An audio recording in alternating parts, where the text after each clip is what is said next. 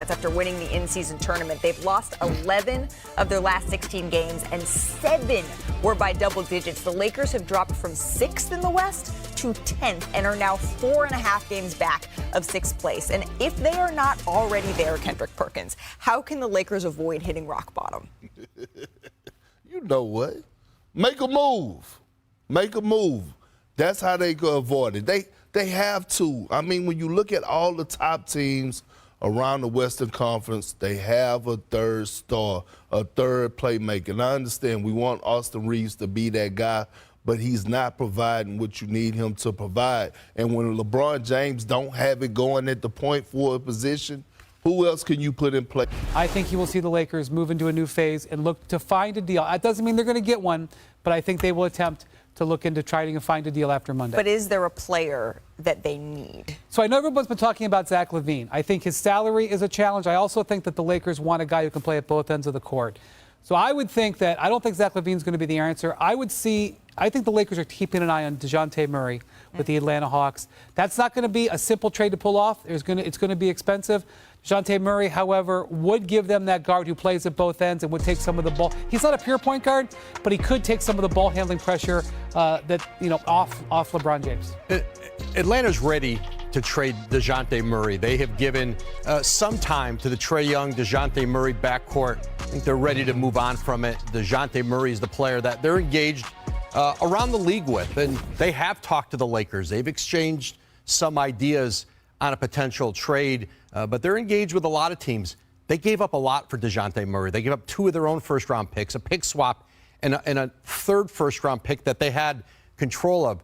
They want to get some value back for him. So you look at that Lakers roster, and you see what of value do they have that can compete in the marketplace. I think there's lots of teams interested in him. The question is, how much are they willing to give up for Murray? When you're this far out from the trade deadline, usually you're not getting people's best yet.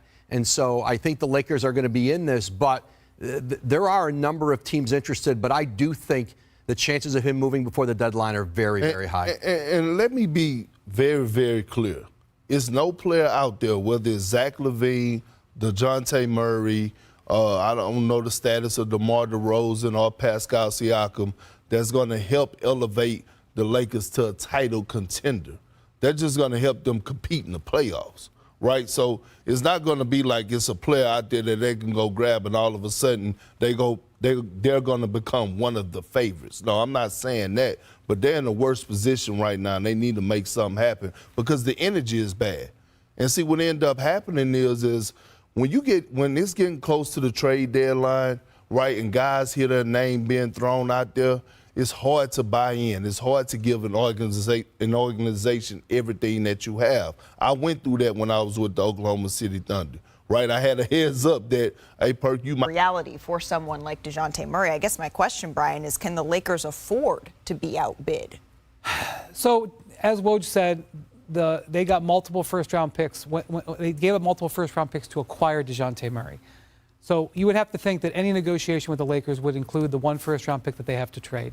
But I think the reason the Lakers, would be willing to do something like that is that they've decided they've been playing LeBron at point guard these last handful of games, and his production level has gone down. It's very taxing, as you know, Perk, to get out for LeBron to be out there and play point guard.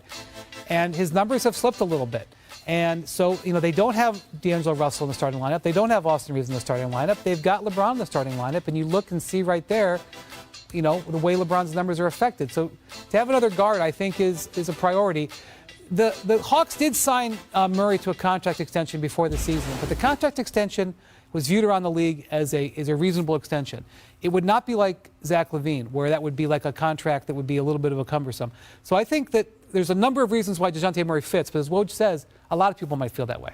Yeah, and I think you talked about the draft pick. It would almost assuredly have to be in a deal for DeJounte Murray. I think the question for the Lakers, if they really want an upgrade their roster, are they willing to put Reeves in a deal? And I think on his contract, I think there's a sense of they'd like to do everything they can to hold on to him because you create another hole if you do trade him. And so whether he would go to Atlanta or whether it might be a bigger deal. There's always 3 and 4 team discussions going on. I think that's going to be the moment of truth for Rob Pelinka and the Lakers at the trade deadline. I think without putting Reeves in a deal, I think it's harder to get back the kind of difference maker Perk's talking about. Let's bring Zach Lowe into this discussion. Zach, as you're listening to all this, is there a move that you like the most for the Lakers? I think DeJounte Murray would be a great fit, but I think Woj just nailed it. If I'm the Atlanta Hawks, I'm asking the Lakers, why am I taking any deal you can offer me that doesn't have Austin Reeves in it? And if I'm the Lakers, I'm saying, wait, we just re-signed Austin Reeves to a great contract. That's kind of a lateral move for us. And so then you start to think bigger. And I had an executive from another team spitball with me yesterday. Could the Lakers, if Reeves is involved, construct a bigger deal where they get DeJounte Murray and Bogdan Bogdanovic, the sharpshooter they so badly need? Now, that's got to include Rui Hachimura and or D'Angelo Russell, more draft compensation, Jordan Hood-Schifino. It just starts to get super complicated, particularly with the Lakers already over the tax and near the hard cap, as Bobby Marks reminded me. These deals, the more players you add to them, the harder they are to construct. But for a player of DeJounte Murray's caliber, I think the Hawks are rightfully going to say, we need Austin Reeves, and the Lakers are going to say, ugh, that doesn't seem awesome for us. It's a tough spot because, look, I've said it all season. Their offense stinks. They're 24th in offensive efficiency, and they ain't going anywhere as long as that's the case. They sound a little bit like they're stuck between a rock and a hard place. Listen, we have spent the first 10 minutes of this show talking about the losing side of this coin. So let's give a little love to the Phoenix Suns here. Zach, what stood out to you from the Big Three last night? Yeah, a team won the game, and a team that has about as much at stake in winning this season as the Lakers do, given what they traded to build this Big Three of Durant, Booker, and Beal. And I just amplifying each other, making things easier for each other, because if it's just your turn, my turn, mid-range twos, it's too hard even for players of that caliber to win 4 playoff series. So just every game, do we see signs of growth from a team that just hasn't been good enough yet, even with all 3 of their guys in. Last night, signs of growth. Absolutely, but we already knew that when Phoenix, when they're clicking, could be one of the best offensive teams in the league, right? We know that. But Kevin Durant, I've been begging for him to be a leader, right? And it showed last night from jump ball, from the tip off, he guarded LeBron James. He did what Kawhi Leonard did to him a couple nights ago. He made it tough on LeBron. LeBron was 3 for 11. KD, couple forced turnovers. We saw it in the highlight. Right. When they got in transition, that was because KD was guarding him. LeBron tried to quick spin the activity of the hands. Kevin Durant has to be the leader. We could beg and plead on when Devin Booker is going to take that leap. If this Suns team is going to be a title contender, they have to be led by Kevin Durant, and he has to do it on a night-to-night basis. When was the last time we saw LeBron James have 10 points in a game? The night he sprained his ankle against the Hawks a couple years ago and hit a 3 just to keep it alive, the streak alive. I thought they had great spirit, the Suns, last night. Their team had great spirit on the bench. They had great spirit on the court, cheering for each other. They're working on it. Frank Vogel's working on his rotations, trying to figure it out. They're trying to tweak their fourth quarter rotations to deal with that problem. And most importantly, I thought Bradley Beal looked great. Oh, yeah. He had an explosive dunk against the Clippers the other day. I was at the game. I was like, wow, he does look like that back is better. He goes 8 of 10 on threes. I know he's not going to do that every night, obviously, but he showed great bounce in his step, and I thought it was a great step forward for the Suns last night. I thought they were going to leave him in for 40. I really did. I thought he was going to go. I think he thought so too. They took him out. We have a lot to get to on our show. I feel like the team came together.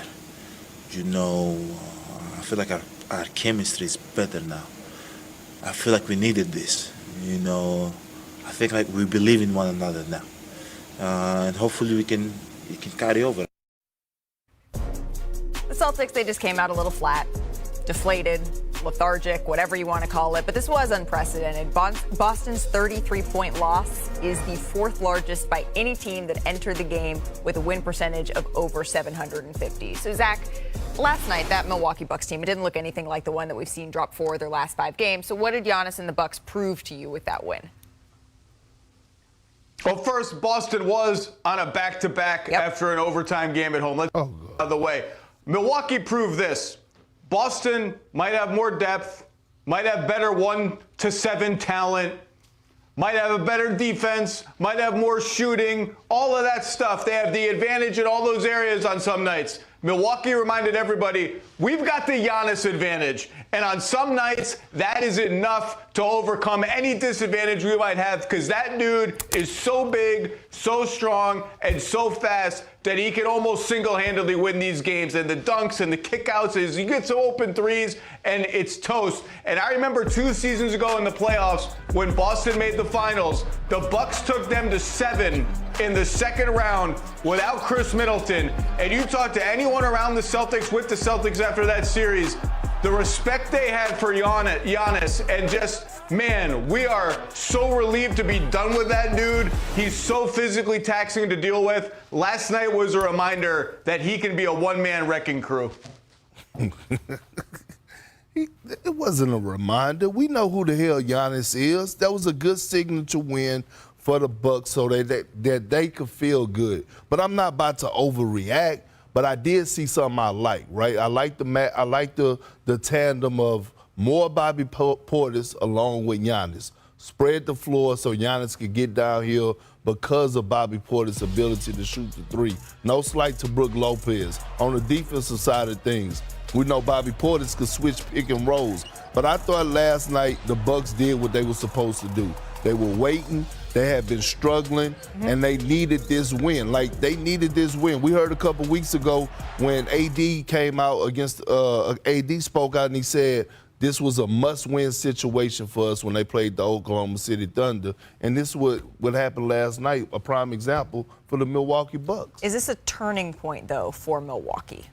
I don't know about that. They really haven't been playing well at all the last couple of weeks. I think they were 1-4 in January before this. It's unfortunate schedule because not only was it back-to-back, it was their 5th game in 7 nights for Boston. But I will say this. Boston is one of the league's best teams, period, but certainly on the second night of back-to-backs. They were 5-1 on the second night of back-to-backs. So you give Milwaukee credit for knowing they had a little bit of an advantage and stepping on their throat and not making it a game and forcing Joe Mazzulla to bench his starters for the second half. The Bucks get credit for that. I still think they've got to prove themselves defensively, but this was definitely a positive night for them, and you can tell, as Giannis said, they needed that. What's wrong, Park? Can we stop with the back-to-backs? Like, let's stop making excuses. Anthony Edwards set a bar the other night against the Celtics on what he did, okay? He set a bar. Do you know in 2008 when we were going for a championship, do you know what our record was on back-to-backs? 16-3. It's a mentality.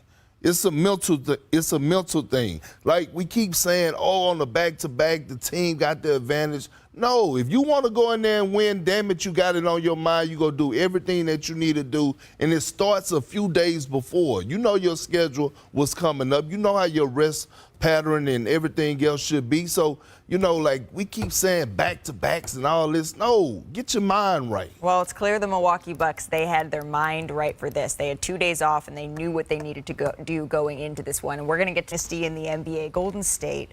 I mean, between Draymond Green's suspension, the team falling to 12th in the West in the standing, there is a whole lot going on. It's a good thing we have Mark Spears, our senior writer for Anscape, here with us. Wednesday, though, Mark, yes, you saw it up close. It felt like a tipping point. Their 31-point loss to the Pelicans, that was their worst home loss of Steph Curry's career. But it's what he said after the game that caught our attention. Do you almost feel like that trade deadline coming up, you've got a certain amount of time to show management to keep things together, or they might have to make some major decisions? I mean, we have a standard that's pretty evident that if things stay the same, you know, that's a definition of insanity, right? Keep doing the same thing, expecting a different result. I mean, Steph sounds like he's ready for something to change. Woj, are the Warriors ready to make a move before the trade deadline? Yeah, you never hear Steph Curry talk that way, ever talk that way, and that carries a lot of weight. And certainly these conversations go on behind closed doors, but you don't ever hear that publicly. But this is a Golden State team organization.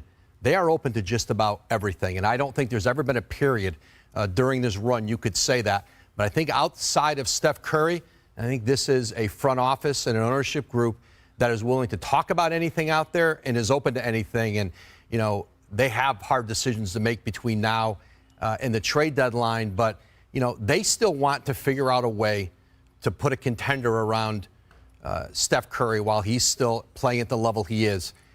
They've not played like a contender yet at all. But Draymond Green coming back, they still have some more time to see what it might look like. Yeah. But I think change is coming to some degree in Golden State. Even, Brian, walking around arenas, opposing executives are kind of pontificating out loud. What is the best path forward for Golden State? Well, they're a little bit hamstrung because their payroll is so enormously high, and that makes some things difficult both now and in the future. I would just say that while I do think that they're going to look to change something on this roster, the way that they get back to being the level they can be is by getting their star players to play like star players again. Getting Draymond Green back, getting that two-man game back with Steph Curry, getting Klay Thompson back to himself, getting Andrew Wiggins, if they retain him, to start rebounding and defending like he did. That's going to be the key. Yes, they may go and look to add something to try to help them, and obviously get Chris Paul back hopefully later in the season. There's not a magic trade. There's not a player that you're going to make a deal for that's all of a sudden going to come and make them the team they were 2 years ago. I don't know about that. I like a potential Pascal Siakam trade. The Warriors definitely need a number 2 scorer. He could be that. He's had a great season. And to do that, though, it's going to hit you. Like, you're probably going to have to trade Kuminga to do that. Wiggins, I was told by a GM that there's not a lot of value for Wiggins right now, although you could package him and Kuminga together. You could package Kuminga and CP to make it happen. But the Warriors desperately need to make a trade, and that's one of them that they could do. Pascal Siakam is going to have a lot of voice about where he gets traded because he's going to be a free agent this summer. And so if you are trading for Pascal Siakam, you have to be ready to max him out. You got to know that he wants to be there. And you have to have a package out there that makes sense for Toronto.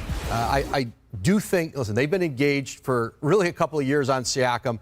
I think they're getting, because he could walk at the end of the season, they've not gotten anywhere on doing an extension together.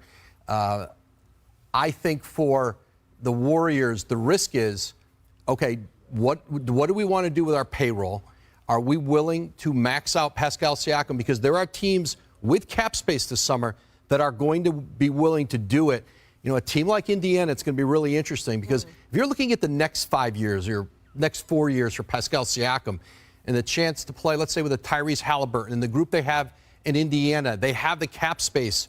If you're the Pacers who've been engaged with Toronto on this, you don't have to necessarily go out and give the really good young players that Masai Ujiri would love to get, Jarris Walker for one, or a Ben Mathurin, because you have the flexibility to know, hey, we can give this guy a max deal this summer without moving anything around. The Warriors do have interest in Pascal. You're right, Mark. I think it's a difficult pathway because he's going to have a lot of say about where he goes. They're going to have to find out something. Also have interest as well. They're going to have to figure out something, though, because we're talking about Steph Curry putting something, not necessarily with Pascal, but something to put a team around an all-time great that gets him back into we're talking about the playoff picture. We're not even talking about about a contender. And guess what? Everyone wants to play with Steph Curry.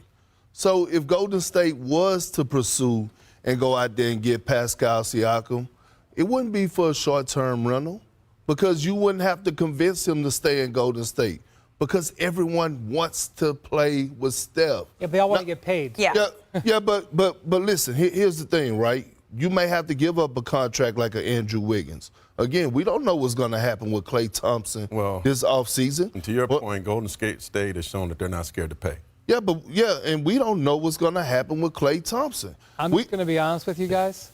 The Warriors can get outbid for Pascal Siakam, and the other teams are willing to pay Pascal Siakam more. They're in a bad position. Well, you don't make the trade unless he wink. Okay, but let me say this to you. Since did y'all listen to Klay Thompson post game? Right? Didn't it sound like a guy that's exhausted with the organization? They asked him, the question was asked about the fans booing. Klay Thompson's response was, am I supposed to lose any sleep tonight? Like, is that a response from a champion, a guy that didn't won 4 championships, a winner that wants to be part of the organization? Hell no. That sounds like a guy that is frustrated and needs a change of scenery. So while we're sitting up here talking about the cap space and whether or not they're going to have the money, They might just have the money because Klay Thompson might be off the books. So they might want to move Klay Thompson before it's too late, before they lose him for nothing. I know that Mike Dunleavy will do the work. I know that Joe Lacob will find money. You do know? The cavalry is not coming. Maybe they'll make a move around the edges to help him out, but the cavalry is not coming. It's got to be Steph Curry. It's got to be Draymond Green. It's got to be Klay Thompson. Those are the guys that got the banners up there. That's the chance that they have. You know what's crazy is that every single day we talk about Golden State, it's like reading a damn book that says true story, right? This book is a true story. And we open it up and we just want to believe that it's fiction. The writing is on the damn wall. They are done. They have to break up the band. How many times do I have to say this? You don't shovel dirt on a dynasty before, we've said this before, the final embers have burned. Well, one GM told me there is interest in Draymond as well. I mean, but a 4-year, $100 million contract, moving that just seems, but. Yeah, there is interest in Draymond Green. They're not ready to go there yet. Let's let him get back and play. Listen, this all could look a lot different in a couple weeks when Draymond Green comes back. They have played a lot of close games. They've lost a lot of close games. I know what it looked like the other night, and we've seen at times this year, but the group they have on the floor is certainly not good enough. They're going to get players back here. Chris Paul is about a month out, and Draymond Green can make a big impact. Yeah. Certainly it's going to be up to him. Well, Draymond Green, there is no player, maybe, that impacts Steph Curry and frees Steph Curry like Draymond Green does. And that's what you were calling for, free Steph. But Draymond Green, the expectation is that sometime on this 4-game road trip that he is going to return. And they're in Chicago tonight. It's part of a tough trip that they have going on here. According to ESPN Analytics, Perk, the matchup predictor, the only game Golden State is expected to win Monday. That one's against the Grizzlies. That's one of 11 games on the slate on Monday. The Jazz are ahead of them in the standings. Right. As the NBA observes Martin Luther King Day. So here's some of our crew sporting the NBA gear, honoring Dr. All right now. The NBA celebrates Dr. Martin Luther King Jr.'s pursuit of racial, social, and economic justice. You could tell our crew hitting LA Fitness. It is always time to do the right thing. You guys can learn more. You can visit NBA.com/Martin Luther King. But, Mark, what are teams planning to observe to pay their respects to Dr. King? Well, there's going to be 11 games on Martin Luther King Day, and there's going to be a lot of fun stuff going on. Memphis, actually, this weekend, on Sunday, Elliot Perry, former Grizzly, he's going to speak on a panel about race and sports with Renee Montgomery, former WNBA champ. They're also going to honor Calvin Hill, Ozzie Smith, Alex English, and Renee Montgomery, some sports stars on Monday. The Wizards and Pistons on Sunday, they're going to watch a documentary about Rosa Parks. But I think the coolest thing is Monday in Atlanta. Atlanta always does the coolest thing. Killer Mike is performing at halftime. Oh. That's Woj's favorite rap artist. Yeah. And also, they got a choir. Oh. Their famous choir, and they do the intro, so when they announce Trae Young, the choir will go, Trae Young! Oh, I didn't realize you had those pipes, Perk Mark. and Malika, when they say DeJounte Murray, how's the choir going to make that sound? Well, I can't even pronounce DeJounte half of the Murray. time. No, I have to work on that. I have to workshop that a little bit. I'll workshop that a little bit. See, I left y'all two out. You didn't want to. You're not playing to our strengths here. Well, we did have your favorite rapper, though. Mark, thank you so much for that insight. The third ever game was played in Paris. The Cavs, they won their 4th straight. Donovan Mitchell, he hit a season-high 45 points. Brian, how are the Cavs thriving without Mobley and Garland? 9-3 in their last 12. They've gone to a more spread-the-floor offense. Jarrett Allen is thriving. They're passing the ball, shooting threes, and Donovan's playing great. It's been a great formula. They got some challenges to figure out how to reintegrate those guys. Sacre bleu, as they always say, from Paris to Dallas, right? That's where we go.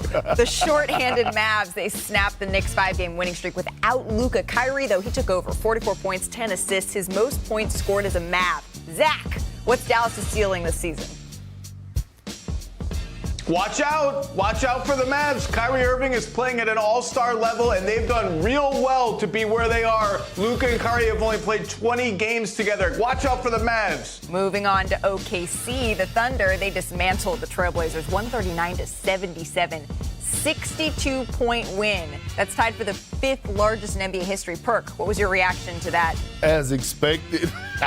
my boy What? They're still an NBA team. I'm saying, poor Chauncey, he didn't sign up for this. Well, I mean, the theme of the night, it was Finish your blowouts. Revisiting what was, at least on paper, the best game of the night, the Bucks won 135-102 against the Celtics. They led by 37 points at halftime. That is the largest halftime lead versus the team with the best record in the NBA in the shot clock era. The Celtics players, they didn't even start in the second half. Now, Thursday night, it was a big one for blowouts. It was a night we haven't seen in the league in quite some time. There were 3 lead changes total across 5 games.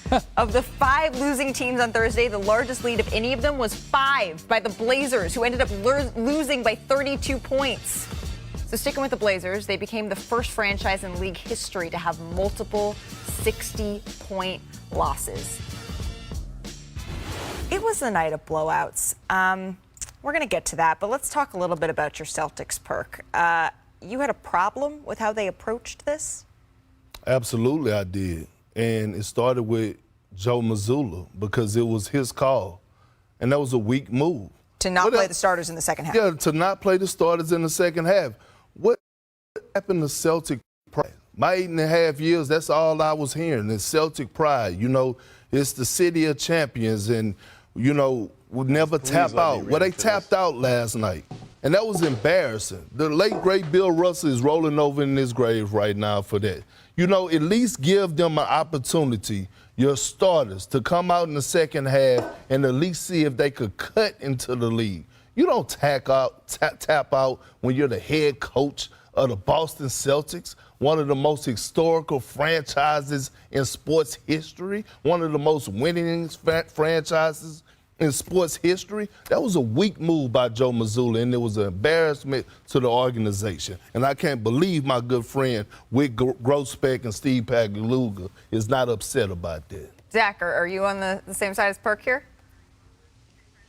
Well, first of all, I forgot to do something, and it's a good thing it's Friday because I have a rule. Whenever Perk mentions the 2008 Celtics, I have to take a drink. Oh. So bottoms up from the segment a couple of segments ago.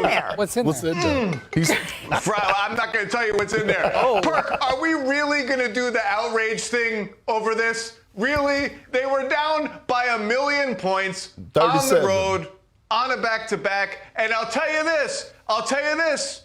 If they play the second half and get within 28 and Jason Tatum sprains his ankle in the fourth quarter, we're going to hear the opposite from some people in the outrage brigade about why is he even in the game. I can't get fired up about this, but I can drink to the 2008 Celtics. Zach, you know why I could get fired up about this? Is because I actually wore that uniform for 8.5 years. I actually was around the I know you did. Okay, You're a champion. But listen, I was actually around I gotta drink again. I was actually around the facility when you have legends like JoJo White, God rest his soul, when you have legends like Bill Russell, when you have Cornbread Maxwell constantly preaching to you on a night-to-night basis what Celtic pride is all about.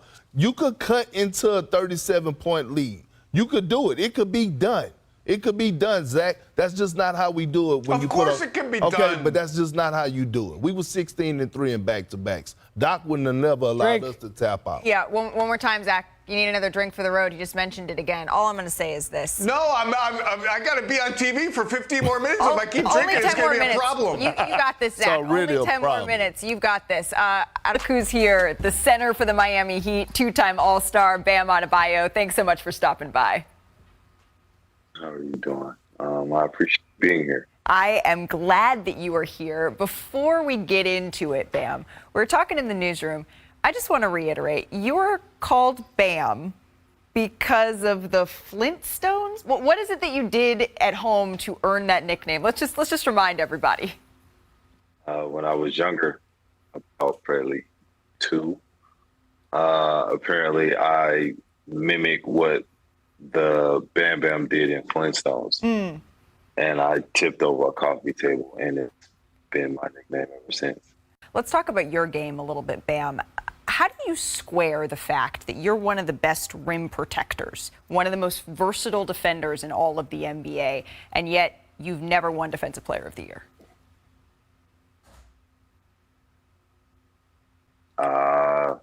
we just leave that to everybody else. It's not really up to me to decide if I'm the DPOY. It's up to the voter. Oftentimes, I sit in this studio for hours and hours every day and have lots of conversations about the Eastern Conference. And the East is framed as Boston and then everybody else. What do you think of that framing?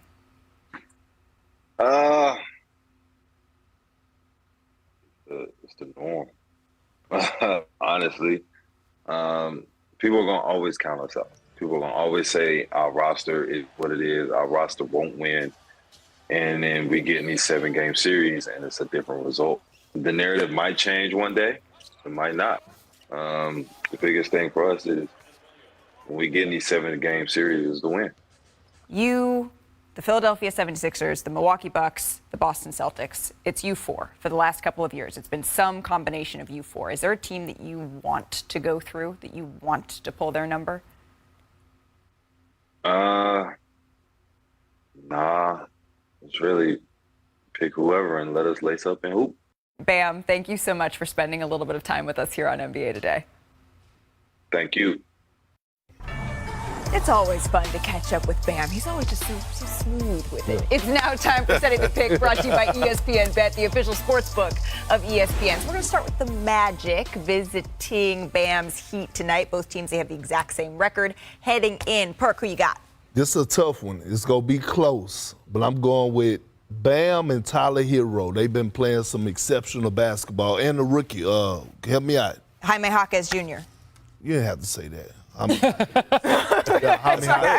was excited about that. All right. The Heat. They play the 76ers. Brian, no Joel Embiid still listed as out. Who you got? I got the 76ers, but, I'd love to have the information on Joel Embiid. I don't think it's fair I have to pick this game right now if you want my honest answer. Oh, okay. Well, I didn't mean to be unfair to you, Brian. Mark, the red-hot Pelicans, they visit the defending champs in Denver. Who are you taking in that one? Statement win by the Pels. Oh. They've been 12-4 since Vegas. They ain't playing. They're healthy. They got 7 players scoring over 10 points a game. The Pelicans are letting you know that they're for real tonight after being so awful in Vegas. Okay, well, that's who we got. Who are...